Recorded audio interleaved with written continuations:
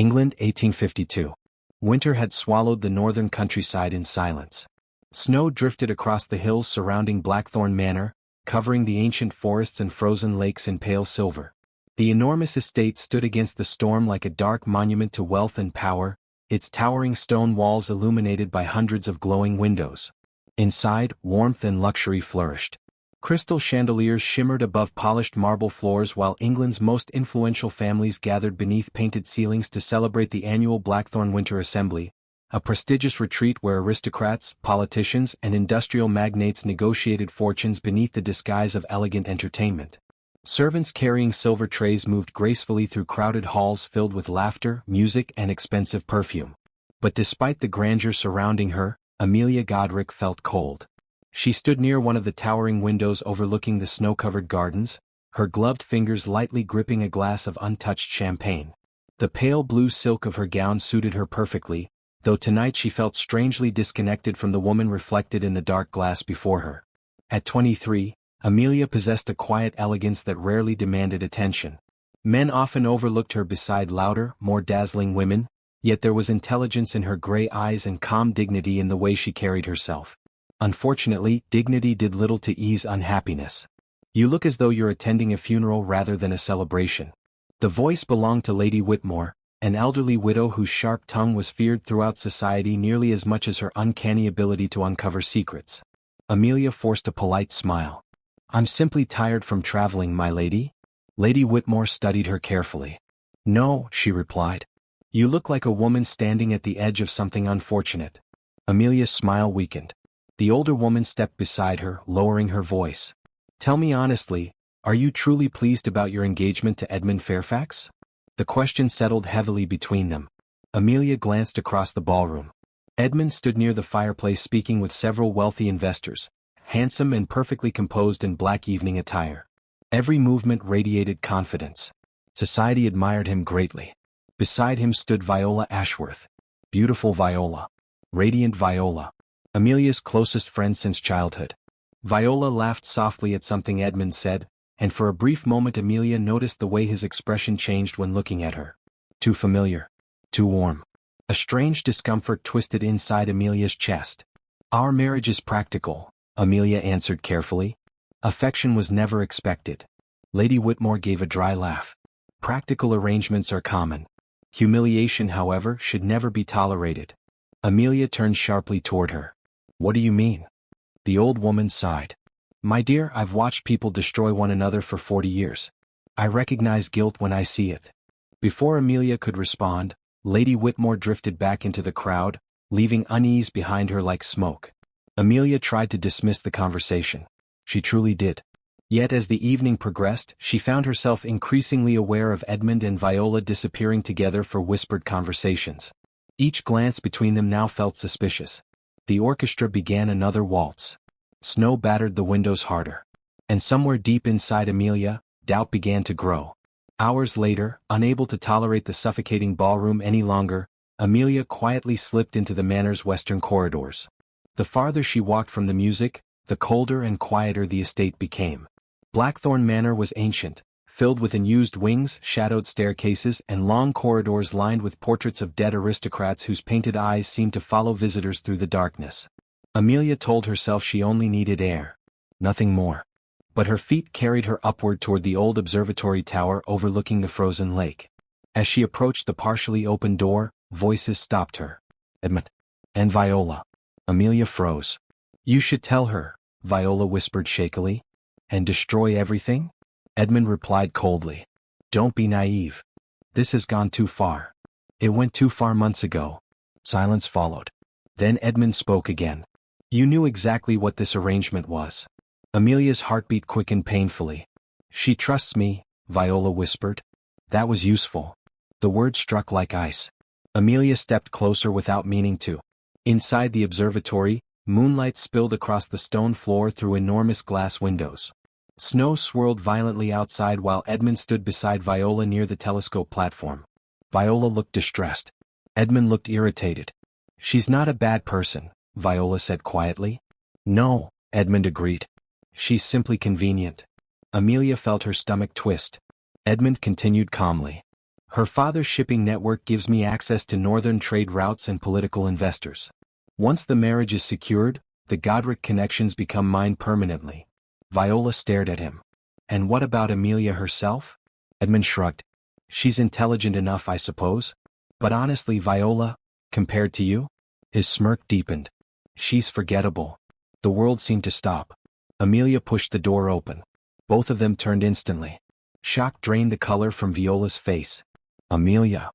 No, Amelia interrupted quietly. Her voice barely sounded human to her own ears. Edmund recovered first. Instead of shame, irritation crossed his expression. You shouldn't wander through private areas alone. Amelia stared at him in disbelief. That's your concern? Viola stepped forward, tears already filling her eyes. Amelia, please listen. For how long? Amelia whispered. How long have you both been lying to me? Neither answered immediately. That silence hurt more than words. 8 months, Viola admitted weakly. Amelia closed her eyes briefly. 8 months. 8 months of dinners, conversations, smiles, and endless deception. You were my sister, Amelia whispered to Viola. Viola began crying openly. Edmund, however, remained composed. You're reacting emotionally. Amelia looked at him with stunned disbelief. You betrayed me. You misunderstand the realities of our world, Edmund replied coolly. Marriage among families like ours has always been transactional. Not friendship. Something dark flickered in Edmund's eyes. Careful, Amelia. For the first time that night, genuine fear touched her. Edmund stepped closer. If this engagement collapses publicly, your father loses major investment contracts connected to my family's railway expansion. Amelia stared at him. You would destroy my family? I would protect my interests. Viola looked horrified. Edmund, stop. No, he snapped. You wanted honesty. Here it is. The storm outside roared violently against the glass dome. Amelia suddenly realized she did not know this man at all. Everything about him felt unfamiliar now. Cold, calculating, dangerous. Without another word, she turned and walked away. Viola called after her desperately, but Amelia never stopped. She descended the dark staircase blindly, struggling to breathe through the crushing weight inside her chest. By the time she escaped outside into the snow-covered gardens, tears blurred her vision. The freezing wind cut against her skin as she wandered toward the frozen lake behind the manor. The world around her had shattered in less than 10 minutes. Her engagement, her friendship, her future, all built upon lies. Snow crunched behind her. Amelia turned sharply. A tall figure emerged through the storm. George Cavendish, Duke of Ashford. Even beneath heavy snowfall, his presence felt commanding. Dressed in a long black overcoat, he appeared less like a nobleman and more like a man carved from winter itself. George was infamous throughout England. Brilliant, wealthy, ruthless, and entirely uninterested in society. Rumors claimed he rebuilt the nearly ruined Ashford fortune through merciless business tactics after inheriting massive debts from his father. Others claimed he trusted no one, especially women. His gray eyes studied Amelia carefully. You're bleeding. Only then did Amelia realize her hand had been cut by shattered ice near the lakeside railing. It's nothing, she whispered. George removed a glove and offered her a clean handkerchief. You're trembling. I'm cold. No, he replied quietly. You're devastated. Something in his tone broke the final thread holding her composure together. Amelia looked away quickly, ashamed of the tears burning her eyes. For several moments neither spoke. Then George said calmly, Fairfax. Amelia looked at him in surprise. You know? I know men like him. There was something strange in the way he said it. Personal. Familiar. Amelia slowly explained everything. The affair. The betrayal. The threats against her family. George listened silently while snow gathered across his dark coat. When she finally finished, his expression had become dangerously cold. Fairfax is ambitious, he said quietly. But ambition without honor eventually becomes poison. Amelia laughed bitterly. That observation does not help me very much. No, George agreed. But perhaps I can. She frowned slightly. What do you mean? George looked toward the glowing manor windows in the distance. Fairfax's influence depends entirely upon perception, he said. Powerful men survive because society believes they control the board. His gaze returned to her. So we remove control from him. Amelia stared at him uncertainly. How? By making you untouchable. The wind howled around them. George stepped closer. If England believes the Duke of Ashford has taken interest in Amelia Godric, Fairfax loses leverage instantly. Amelia blinked. You can't possibly be serious. I rarely joke. This would create scandal. It would create distraction, George corrected calmly. And distraction is often more valuable than truth. Amelia hesitated. Every instinct warned her this man was dangerous. But for the first time all evening, someone was offering her protection instead of manipulation. What would this arrangement involve? She asked carefully. A faint shadow of amusement crossed George's face. Public appearances. Social attention. Nothing improper. And what do you gain? Fairfax has been interfering in several of my railway negotiations for months, George replied. I dislike men who mistake cruelty for intelligence. Amelia studied him carefully. There was more beneath his words. Something wounded. Something hidden. But exhaustion overwhelmed her ability to question further. Finally, after a long silence, she nodded once. Very well. The next morning, Blackthorn Manor erupted into chaos. Because during breakfast, before England's wealthiest families and political elites, the Duke of Ashford entered the dining hall and chose the seat beside Amelia Godric. The rumor spread through England faster than winter storms. By the time Amelia Godric returned to London from Blackthorn Manor, society had already transformed her humiliation into fascination. Every drawing room whispered her name. Every newspaper speculated about the sudden interest of the mysterious Duke of Ashford. Some believed George Cavendish intended marriage. Others claimed Amelia had manipulated the Duke to escape her broken engagement with Edmund Fairfax. A few insisted the entire affair was political theater. Only Amelia and George knew how dangerous the truth actually was. 3 weeks after Blackthorn Manor, Amelia stood beside the window of her family's townhouse watching heavy rain strike the streets below. A servant entered quietly. Your carriage is ready, miss? Amelia nodded slowly. Outside waited the black carriage bearing the Ashford crest. George had invited her to stay temporarily at Ashford Hall. Officially, it was to protect her reputation from worsening gossip. Unofficially, it was because Edmund Fairfax had begun retaliating. And George believed Amelia was no longer safe in London. The journey north lasted nearly 2 days. The farther they traveled from the city, the darker the landscape became. Forests stretched endlessly beneath gray skies. Villages disappeared into heavy fog. Cliffs overlooked violent seas crashing against black stone. Then finally Amelia saw it. Ashford Hall. The estate stood atop the northern cliffs like a fortress carved into the edge of the world. Massive Gothic towers rose against the storm clouds while crashing waves echoed far below the cliffs.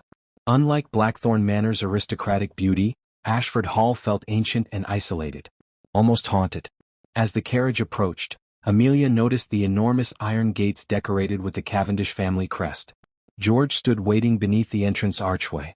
Even dressed simply in dark riding clothes, his presence carried the same quiet authority that unsettled nearly everyone around him. But when his eyes met Amelia's, something softened briefly. You survived the journey, he said dryly as he offered his hand. Barely, Amelia replied, stepping from the carriage. Your northern roads appear designed to kill visitors. A faint smile touched his lips. That discourages unwanted guests. Inside, Ashford Hall was both magnificent and unsettling. Long corridors disappeared into shadows. Towering bookshelves lined entire walls. Portraits of dead Cavendish ancestors stared down with severe expressions. Fireplaces burned constantly against the brutal coastal cold. And despite the luxury surrounding her, Amelia sensed loneliness everywhere. The estate felt less like a home, and more like a fortress built around old wounds. The first days passed quietly. George gave Amelia complete freedom inside the estate. Unlike Edmund, he never attempted to control her movements or opinions. Instead, he simply existed beside her with surprising patience. Some evenings they dined together in silence beside enormous fires. Other nights they debated politics, history, and philosophy inside the library until midnight. Amelia quickly realized George possessed one of the sharpest minds she had ever encountered. He spoke 6 languages, understood economics better than most politicians, and remembered nearly everything he read. Yet beneath his intelligence lived something colder, carefully restrained anger. One evening, while rain hammered the windows of the library, Amelia finally asked the question that had haunted her for weeks. Why do you truly hate Edmund Fairfax? George looked up slowly from the papers spread across his desk. I don't hate him. You distrust him. That's different. Amelia crossed her arms. Not very. For several moments George remained silent. Then he stood and walked toward the fire. When my father died, he said quietly, Ashford was drowning in debt. Most aristocrats expected me to fail. His gaze remained fixed on the flames. I was 24. Half of London believed the Cavendish fortune would collapse within a year. But it didn't. No. There was no pride in his voice. Only exhaustion. I rebuilt everything through railway expansion and northern shipping routes. Men like Fairfax resent that. Because you earn power yourself. George looked at her carefully. Yes. Amelia studied him in silence. For the first time she began understanding why society feared him. George Cavendish was dangerous because he could not be controlled. Days later, the peace at Ashford Hall began to fracture. It started with small things. A private letter from Amelia's father disappeared before reaching her. One of George's servants was discovered secretly accepting money from unknown visitors in town. Then Amelia overheard two maids whispering about strangers seen near the estate grounds at night. George grew increasingly tense. One stormy evening Amelia entered his office without knocking and found him studying several documents spread across his desk. Railway maps. Financial contracts. Lists of names. His expression darkened when he saw her. You should be asleep. You should stop pretending nothing is wrong. George exhaled slowly. Fairfax is searching for something. What kind of something? Anything capable of damaging me publicly. Amelia frowned. Does it exist? George hesitated slightly. That hesitation terrified her more than words. George. There are business agreements in my past, he admitted carefully. Legal agreements. But dangerous if manipulated correctly. Amelia stepped closer. You think Edmund plans to expose them? I think Edmund wants revenge. Thunder shook the windows violently. Then suddenly, a loud crash echoed somewhere downstairs. George reacted instantly. He grabbed a pistol from the desk drawer and moved toward the hallway. Amelia followed despite his protests. By the time they reached the lower corridor, servants had already gathered near the west study. The door stood open. Drawers overturned. Papers scattered everywhere. Someone had searched the room. George's jaw tightened dangerously. They were looking for documents, he said coldly. Amelia's pulse quickened. Did they find them? George didn't answer immediately. And that silence gave her the answer. 2 days later, another unexpected visitor arrived at Ashford Hall. Viola Ashworth. Amelia froze when she entered the drawing room and saw her former friend standing beside the fireplace. Viola looked thinner than before. Exhausted. Fearful. The confidence she once carried so naturally had vanished completely. I know you don't want to see me, Viola said quietly. But I had nowhere else to go. Amelia's first instinct was anger. Then she noticed bruised exhaustion beneath Viola's eyes. George remained nearby but silent, watching carefully. Why are you here? Amelia asked coldly. Viola swallowed nervously. Because Edmund is becoming dangerous. The room fell silent. Viola explained everything slowly. After the scandal at Blackthorn Manor, Edmund's obsession with revenge had worsened. He blamed Amelia, publicly humiliating him. Blamed George for destroying his political ambitions. And recently he had begun secretly investigating Ashford Hall and George's business dealings. He talks about you constantly, Viola admitted shakily. Especially you, Amelia. Amelia felt unease crawl through her chest. He believes you turned society against him intentionally. George's expression hardened. And you stayed beside him despite all this? Pain crossed Viola's face. You think I don't hate myself already? Silence followed. Amelia looked away. Part of her still ached from betrayal. But another part began realizing Viola might also have been manipulated far more deeply than she understood. That frightened her. Over the following week, tension consumed Ashford Hall completely. George increased estate security. Servants were questioned. Private meetings became secretive. And strange incidents continued. One night Amelia woke after hearing footsteps outside her bedroom door. Another evening she discovered someone had entered George's library while they attended dinner downstairs. Then finally, everything changed. During a violent coastal storm, Amelia accidentally discovered hidden documents locked inside an old cabinet in George's office.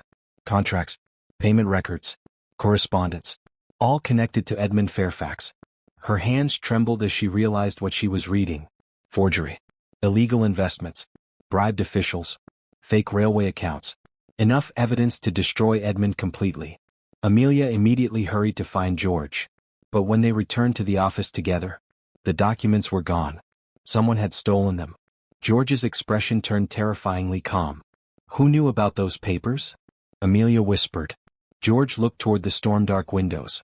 Too many people. Lightning illuminated the room. For the first time since meeting him, Amelia saw genuine fear in his eyes. Not fear for himself. For her. That same night, everything between them changed. Rain battered the windows while the fire crackled low inside the library. George stood near the fireplace, exhausted and furious. "This was my fault," he said quietly. Amelia looked at him. "What was? Bringing you into this. You protected me. I exposed you to danger." His voice carried genuine regret now. Not cold calculation. Not strategy. Emotion. George ran a hand through his dark hair tiredly. "When this arrangement began, I intended it to remain temporary." Amelia's chest tightened unexpectedly. "But it isn't temporary anymore," he admitted softly. The room became very still. George looked directly at her. "You changed things, Amelia." Her heartbeat quickened painfully. "You made this place feel less empty." For several seconds neither moved. The air between them felt dangerously fragile. And Amelia suddenly realized something terrifying. She had fallen in love with him. Not with the Duke of Ashford. Not with his power. With George. Before either could speak again, hurried footsteps echoed outside the library. A servant burst inside holding a newspaper. "Your Grace." George took it instantly. His expression darkened as he read the headline. Amelia stepped closer. Her blood ran cold. The Duke of Ashford accused of fraudulent railway dealings. Beneath the headline appeared anonymous accusations questioning George's fortune, ethics, and political influence. Edmund had struck first. And by morning, England would turn against them both. The storm arrived just after midnight. Rain crashed violently against the windows of Ashford Hall while thunder rolled across the northern sea like distant cannon fire. Inside the estate, nearly every servant remained awake after the scandalous newspaper accusations published that morning. By sunrise, all of England would believe George Cavendish was a criminal. And Edmund Fairfax would finally have his revenge. Amelia stood alone inside her bedroom staring at the anonymous letter resting in her hands. The handwriting was unfamiliar. But the message beneath it chilled her blood. "If you wish to destroy Edmund Fairfax forever, come alone to Blackmere Station at midnight." No signature. No explanation. Only those words. George had forbidden her from leaving the estate alone after the recent threats. But Amelia understood something now that she had not understood weeks ago at Blackthorn Manor. Edmund would never stop. Not until he destroyed both her and George completely. And if the letter truly contained evidence against him, this might be their only chance. Blackmere Station had been abandoned for years. Once it served as an important railway junction connecting northern industrial cities to the coastal trade routes. But after a devastating accident killed several workers, the station closed permanently and slowly decayed into ruin. By the time Amelia arrived shortly before midnight, thick fog covered the tracks and broken buildings like ghostly smoke. The station looked dead. Rust covered the rails. Shattered lanterns swung gently in the wind. Rainwater dripped through the collapsed roof of the main platform. Amelia pulled her cloak tighter as fear twisted inside her chest. Then suddenly, "Amelia." She turned sharply. Viola stepped from the shadows. Even in the darkness Amelia could see how terrified she looked. "You sent the letter?" Viola nodded quickly. "We don't have much time." Amelia frowned. "What is this place?" Viola glanced nervously toward the empty tracks. "The only place Edmund doesn't know I still visit." Rain echoed loudly through the abandoned station while Viola reached inside her coat and removed several folded documents. Amelia's eyes widened instantly. "The missing papers from Ashford Hall. You found them?" "No," Viola whispered shakily. "I stole them before Edmund's men could burn them." Amelia stared at her in shock. "You what?" Viola's hands trembled. "After Blackthorn Manor, I tried leaving Edmund several times. But every time I attempted it, he threatened me." Her voice cracked painfully. "He said if I betrayed him, he would ruin my family and destroy yours." Amelia slowly took the papers. As she scanned the documents beneath the flickering lantern light, her blood turned cold. The evidence was worse than she imagined. Fake railway investments. Forged contracts. Bribed politicians. Illegal transfers connected to northern trade companies. And buried beneath everything else, one name. Harold Whitmore. George's former business partner. Deceased. Amelia looked up sharply. Viola. This says Whitmore died only weeks after threatening to expose Edmund. Viola's face went pale. There's more. She handed Amelia another letter. A witness statement. Signed secretly years earlier. Amelia's heartbeat quickened as she read. The witness claimed Edmund had deliberately sabotaged financial records connected to Whitmore's company shortly before his sudden death during a railway inspection accident. Amelia looked horrified. You think Edmund murdered him? I think Edmund destroys anyone who threatens his ambitions. A distant sound interrupted them. Footsteps. Several pairs. Viola's expression collapsed in fear. He found us. A moment later, figures emerged through the fog surrounding the station platform. Edmund Fairfax stepped forward slowly beneath the rain. 3 men followed behind him. Amelia felt ice crawl through her veins. Edmund looked different now. Not elegant. Not charming. The carefully polished gentleman society admired had vanished completely. Only bitterness remained. You disappoint me, Viola, he said calmly. Viola moved closer to Amelia instinctively. You should have run while you had the chance, Edmund continued. Amelia lifted her chin. You won't escape this anymore. Edmund laughed softly. Escape. He stepped closer through the rain. My dear Amelia, society believes George Cavendish is already ruined. His eyes darkened. And after tonight, you'll disappear beside him. Amelia's pulse quickened. You're insane. No, Edmund replied coldly. I'm practical. He gestured toward the papers in her hands. Give me the documents. Neither woman moved. The station grew silent except for rain striking broken glass overhead. Then Edmund sighed impatiently. Very well. One of the men lunged forward. Chaos erupted instantly. Viola screamed as Amelia shoved her backward. The papers scattered across the wet platform while one of Edmund's men grabbed Amelia's arm violently. But Amelia was no longer the frightened woman who once stood helpless inside Blackthorn Manor. She slammed a rusted lantern into the attacker's face. Glass shattered. The man stumbled backward cursing. Run! Amelia shouted to Viola. Both women raced through the abandoned station corridors while thunder shook the building overhead. Behind them Edmund roared furiously. The old station became a maze of darkness, broken staircases and abandoned cargo rooms. Amelia's breathing burned painfully as they hurried through the fog-covered platform tunnels. Take these. Viola gasped, forcing several documents into Amelia's hands. What about you? I'll distract them. No. But Viola stopped suddenly. Tears filled her eyes. I caused this, she whispered. Please, end it. Before Amelia could stop her, Viola ran toward another corridor. Seconds later shouting erupted behind them. Amelia hesitated only briefly before continuing toward the station office near the outer tracks. She had one chance. Inside the ruined office she found an elderly railway worker sheltering from the storm. His eyes widened in shock as Amelia burst inside. Please, she gasped desperately, thrusting the documents toward him. Take these to Ashford Hall immediately. The old man stared nervously at the papers. You don't understand? Please? Something in her voice convinced him. He grabbed the documents and disappeared into the storm toward the railway road outside. Amelia exhaled shakily. Then suddenly, a hand grabbed her throat violently from behind. Edmund slammed her against the wall. You ruined everything, he hissed. Fear surged through her. But beneath that fear now lived anger. Real anger. You ruined yourself. Edmund's grip tightened. You think Cavendish loves you? He spat bitterly. Men like him only protect what benefits them. Amelia stared directly into his eyes. You hate him because he became everything you pretended to be. Rage exploded across Edmund's face. He raised his hand. Then a gunshot echoed through the station. Edmund released her instantly. George Cavendish emerged from the fog holding a pistol. Rain drenched his dark coat while fury burned in his eyes. The sight of him sent overwhelming relief through Amelia's chest. George stepped forward slowly. Step away from her. Edmund laughed harshly. Still playing the hero? George's expression remained terrifyingly calm. This ends tonight. Around them, station workers and local authorities rushed into the building from outside entrances. Edmund realized immediately. The evidence had escaped. For the first time. Fear crossed his face. Desperation twisted his expression as he backed toward the central platform. You think they'll forgive you? He shouted toward George. You built your empire through the same corruption. No, George replied coldly. I built mine through survival.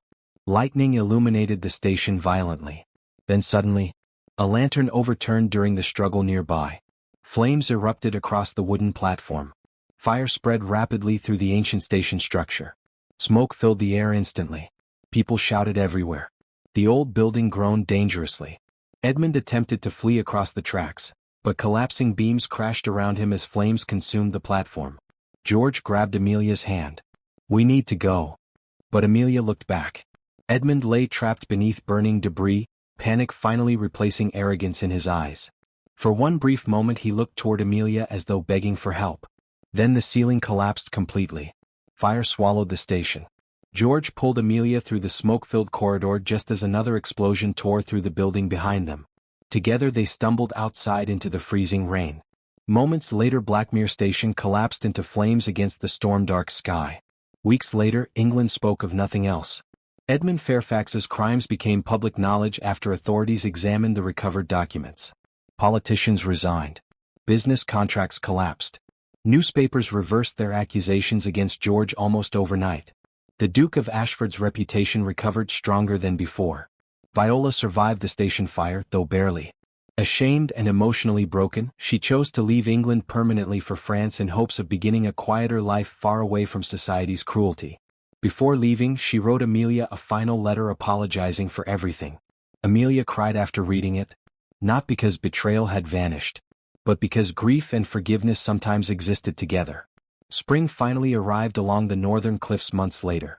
For the first time since Blackthorn Manor, peace returned to Ashford Hall. The sea no longer looked violent. Flowers bloomed across the estate gardens. And Amelia slowly began feeling something unfamiliar: freedom. One evening she walked beside the cliffs overlooking the ocean while golden sunset light spilled across the water. George joined her quietly. For several moments they simply stood together listening to the waves below. Then George spoke softly. "The first night I saw you outside Blackthorn Manor." Amelia looked toward him. "You looked like someone trying very hard not to break." A faint smile touched her lips. "I nearly did." George stepped closer. "I think part of me recognized that feeling." Wind moved gently through the cliffs around them. "No arrangements," George said quietly. "No bargains. No strategy." His gray eyes held hers completely now. Only truth. Then for the first time since they met, George Cavendish allowed every wall around his heart to fall. "I love you, Amelia." Emotion tightened painfully in her chest. Not because she doubted him, but because after everything that happened, she finally believed someone could love her honestly. George reached for her hand carefully. "Marry me," he whispered. "Not as an alliance. Not as protection. Not as survival.